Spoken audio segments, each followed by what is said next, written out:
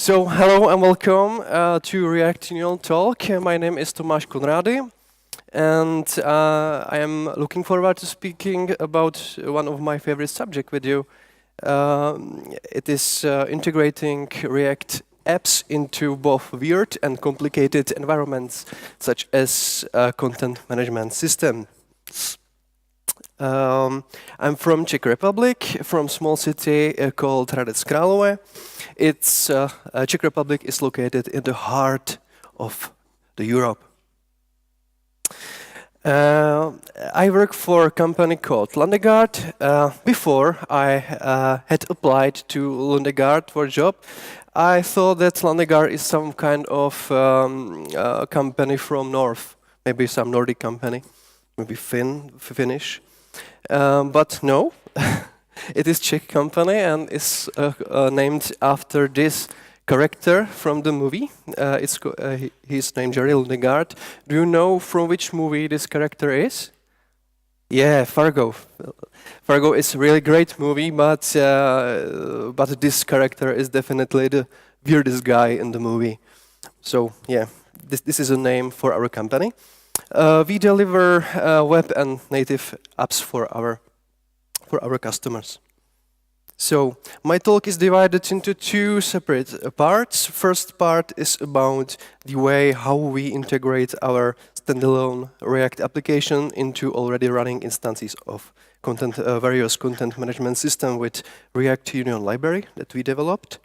And second part is about state management issues in those kinds of apps, because managing the state in those kinds of apps is a bit more difficult than usual. Again, we used Redux tools library that we developed for that. So let's start with the first, probably the most common approach, how you integrate CMS into your React applications. It's based around headless CMS. Headless CMS, it means basically that CMS lets you implement front end of your app by your own. It's really simple. You just create your SPA and then use just some kind of API that communicates with your headless CMS system. That system provides you with data that you just show or render. And the managing part of the content is managed by administrator part of that particular content management system. Let's be more concrete and speak about two technologies. Probably everybody knows Gatsby and WordPress. Both are very popular in their own communities. Gatsby for Java as a famous JavaScript static site generator, and WordPress probably the most popular CMS solution out there. Sadly, it's written in PHP. So how the solution can work with Gatsby and WordPress?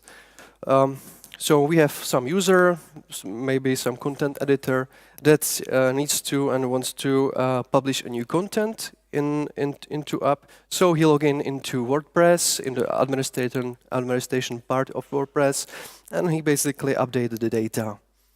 WordPress saves the data and then somehow triggers rebuild of the Gatsby application. Gatsby applications works for a while and then creates new static version of your app that needs to be redeployed on some kind of server or environment. And every time the user publishes or edits new content, this flow will repeat again. So you can imagine that there is quite a time between the point when a user saves data and between data are actually shown and deployed again into production. This workflow is known as Jamstack. It basically works. I think you are probably familiar with that term. And example before was basically Jamstack philosophy, based on Jamstack philosophy. So let's talk about disadvantages of this approach. Firstly, you miss some features from your CMS. For example, WordPress has loads of themes and plugins already pre-built, so it's pretty old CMS. So there is lots of things that you can choose from, which you can choose to. Or your content editors in headless CMS can't really change how the content will look. They just simply add the content, create headings, create articles, but they do not mess with layout or coloring too much, or they basically can't. In case of Jamstack, there is no live preview capability. In WordPress, you can look at into your article before it's actually published. In Jamstack, it's more complicated than that because it takes quite a while before the app is rebuilt. And lastly, not every CMS can be headless. I think WordPress started to be headless from version 3. I don't know, something like that. And advantages pretty much everywhere.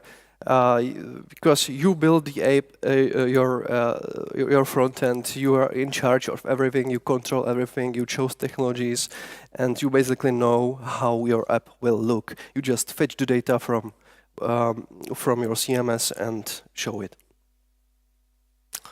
But I am unfortunate, and I have really challenging customers. So I have quite a different use case to show you.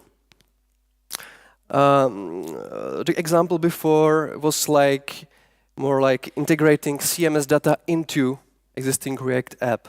This use case that I will present is rather opposite. It's like integrating React apps, standalone React apps, into already running CMS. So we have our company specialized on this CMS called Liferay. Does anybody know Liferay? Oh, really? I'm quite surprised.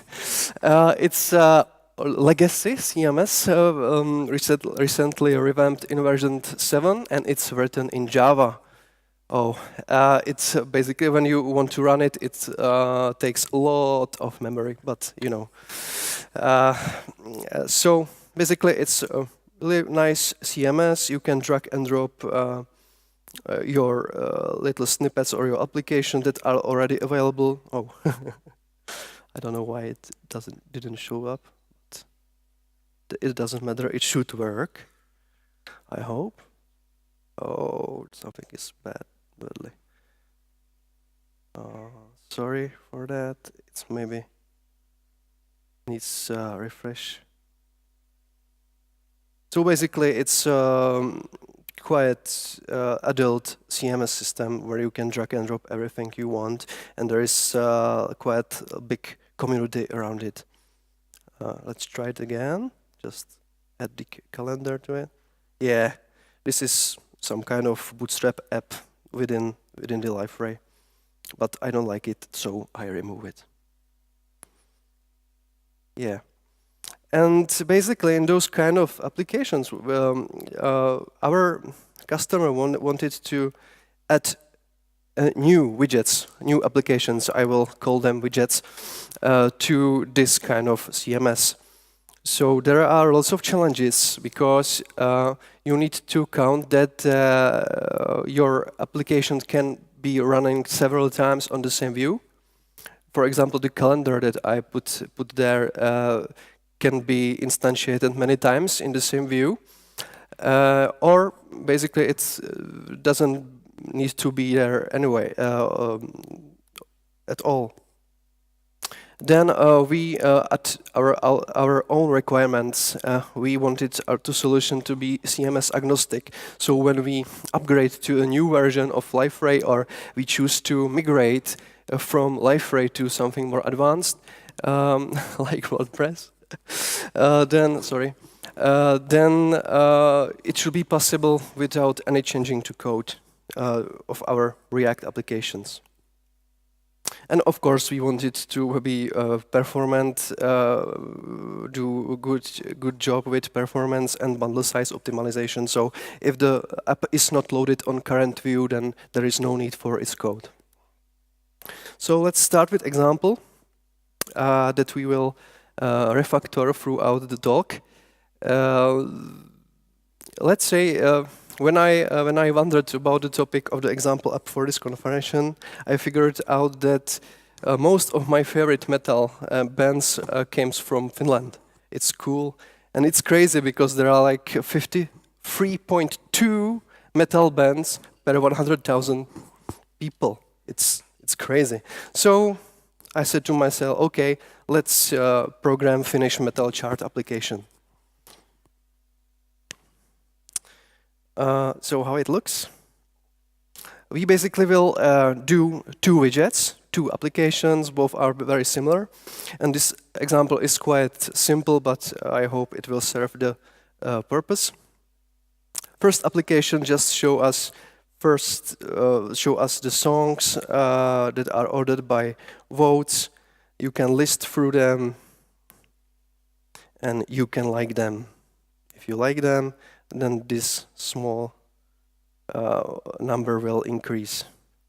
And it's basically it. And of course you can play it on Spotify.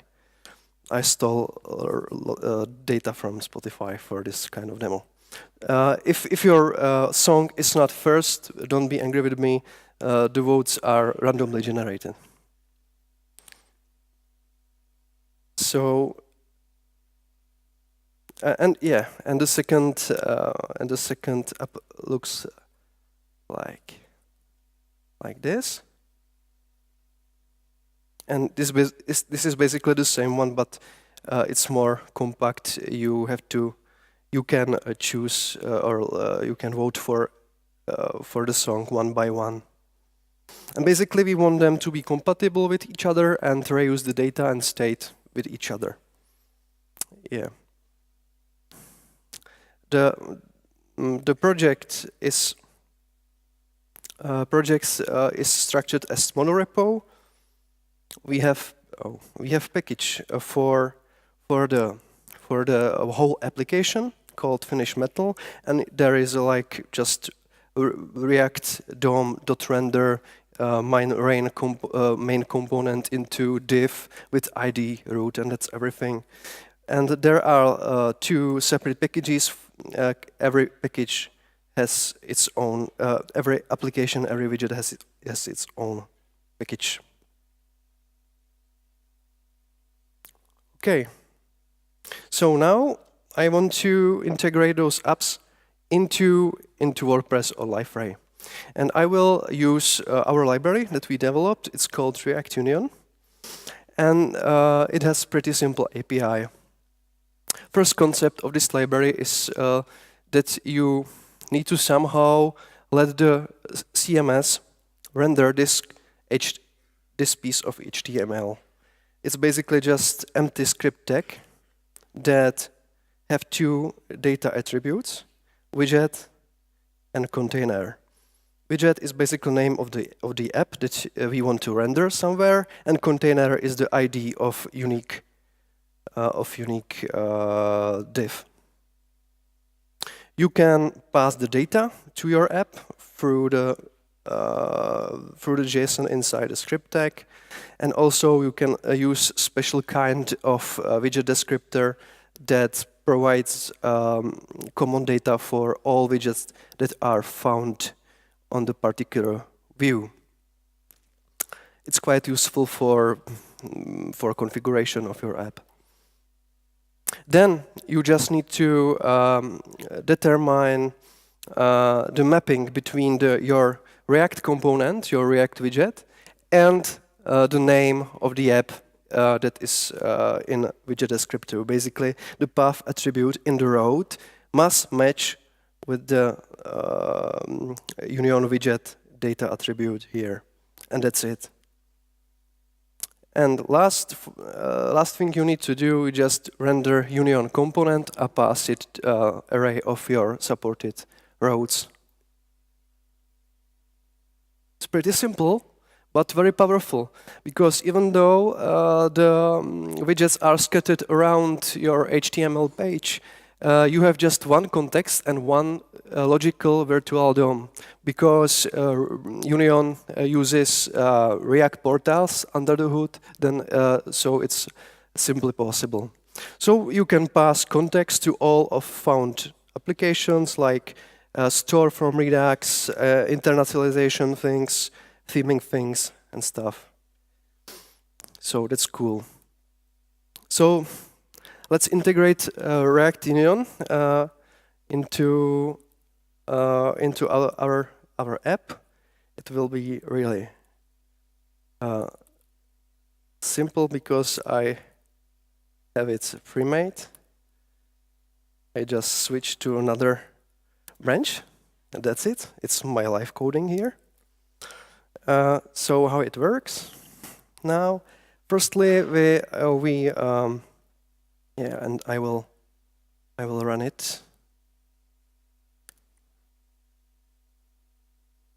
Yeah, it's blazing fast like React, and basically every library out there, according to their readmes Anyway, so here we have both apps available on the same view. They are both acts like standalone applications, and we can simply use a pagination for each of them. But what happens if I like the second song? Let's see numbers in both apps. If I increase the votes in the second, the votes count in the second app is not updated. So we will try to improve this in future. But okay. So what we did, we just updated the mock output of our development server, where we just added 2 widget descriptors for songs rating and songs overview, and that's it. Then in our root container, I said here, just we are using Union component and pass it our newly created roads that are somewhere here. Yeah, and this is basically mapping to that is passed to Union component. We use React Universal component for lazy loading of our components. It's currently more sophisticated than React Lazy, so that's why. But it's React Lazy compatible. Yeah, and that's it. A Union component found appropriate widgets and rendered appropriate code and container component into them. Yeah, that should be all. Yeah, and why it acts like that, why the state is broken, because every app uses its internal state, with hook use state. Every container has its own fetching mechanism. Every container fetches its own data and has its just own pagination information stored in internal state. Now I will show you the real power of React Union. I can basically run this command, yarn-start Liferay, and it will create proxy over Liferay that I have running over a different port. And now I have available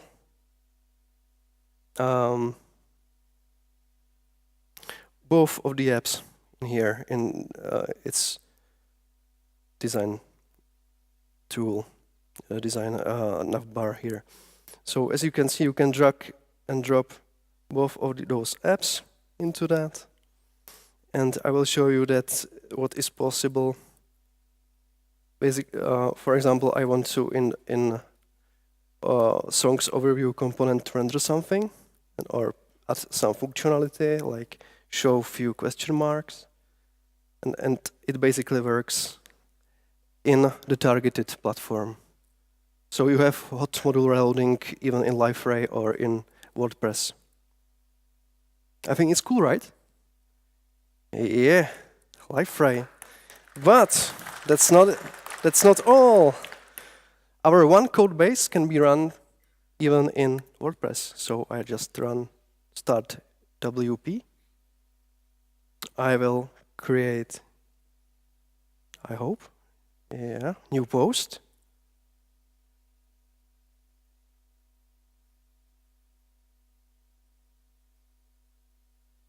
I will use new feature of WordPress of adding its own Gutenberg blocks. Gutenberg is the name of the new Wysiwyg editor. It's a cool project.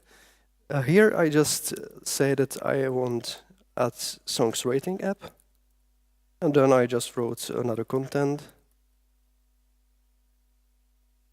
Before I publish, I want to see how it looks like.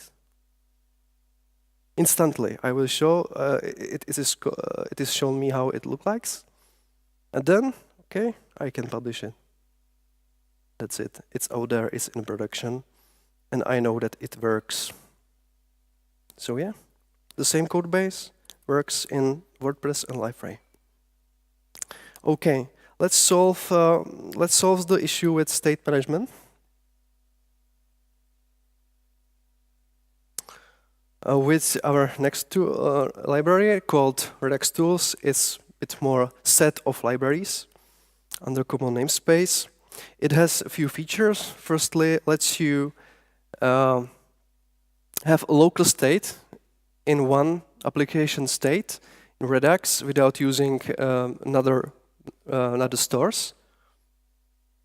And it lets you inject reducers, epics, and middlewares ad hoc on demand. In previous example, we just loaded middlewares and reducers in create store definition, even though we didn't know if the songs app would be placed on the view. And there are some useful utilities for creating reducers and action creators built. And everything is built on the top of amazing Ramda library. So there's loads of libraries here, but we will focus on just these two reducers that lets you inject reducers on demand, and there are a few bindings to React in the different package.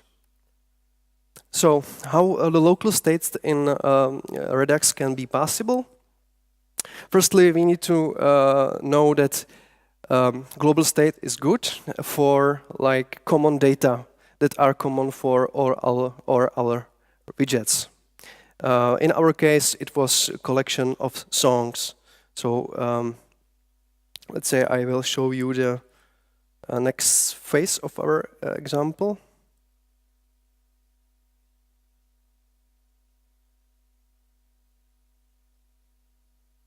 Where we edit just plain Redux.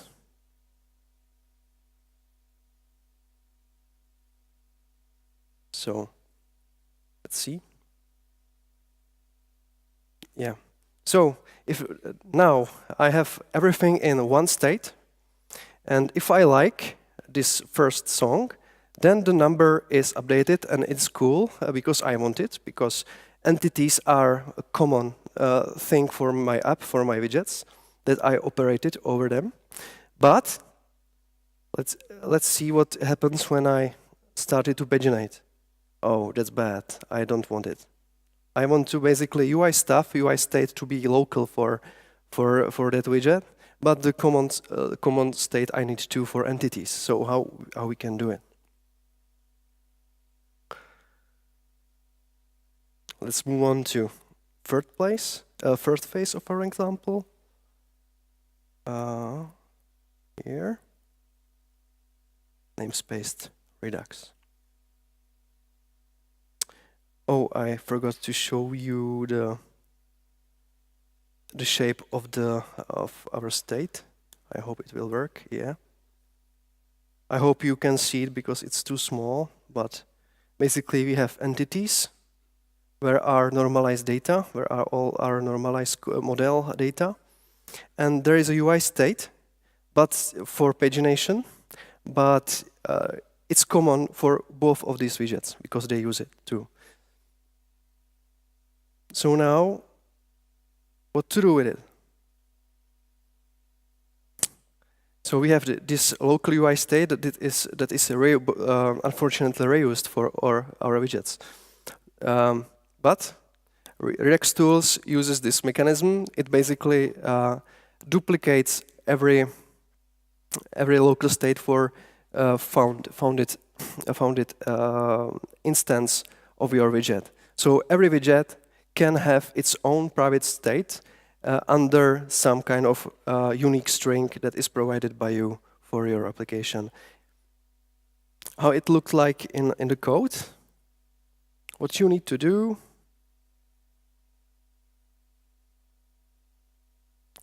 Firstly, let's move to widget songs container for root application. Firstly, you just use provider component over your widget and provide him with the unique string called namespace. Namespace is also provided by React Union. It defaults into a container part of the widget descriptor for that particular widget. And then basically you say that all children within this provider will be can use local state under this namespace. So let's take a look to the container. Basically, it's normal Redux stuff. But here we have a bit longer composition of our component. Firstly, we just say that this component needs to work this reducers and this middleware. That's all. This higher order component will ensure that these reducers will be injected into already running store. Reducers and middleware. If you register reducers like that,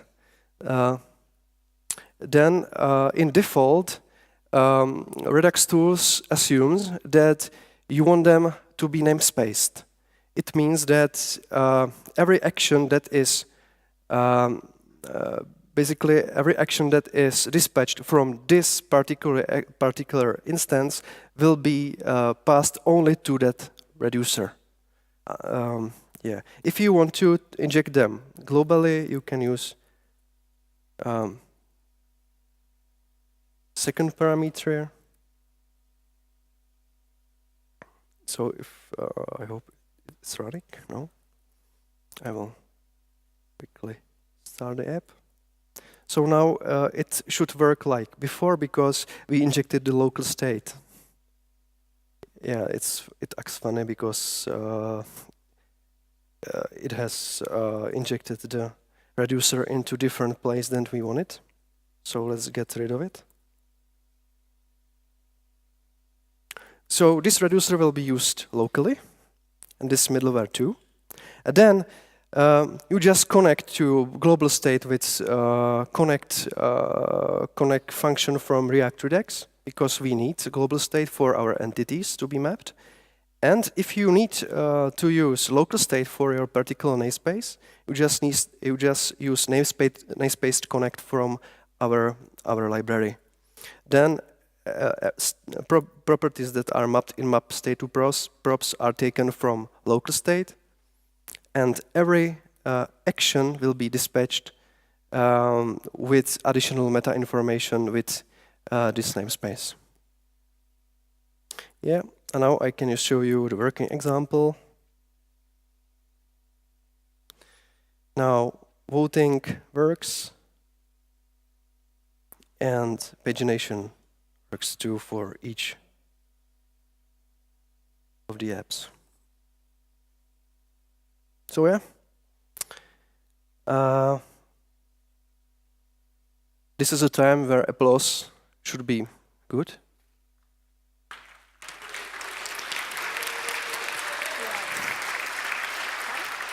Thank you very much.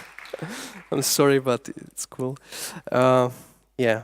So if you want to find out more about this library, there are a few links for our for React Union docs, for Redux Tools library, and for our other open source projects. If you want more, I will tweet this example, a link to this example on my Twitter, so follow me.